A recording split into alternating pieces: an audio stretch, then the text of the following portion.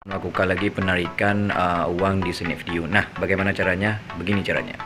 Beginilah cara penarikan uang di Snap Video. Klik di menarik uang tunai.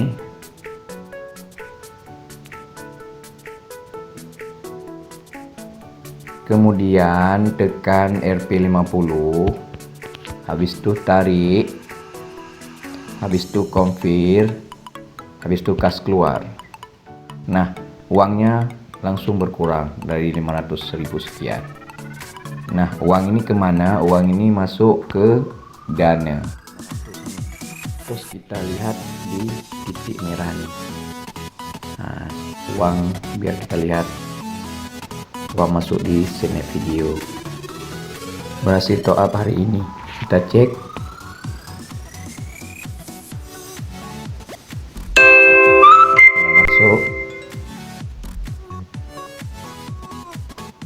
Langsung berubah menjadi 550.000.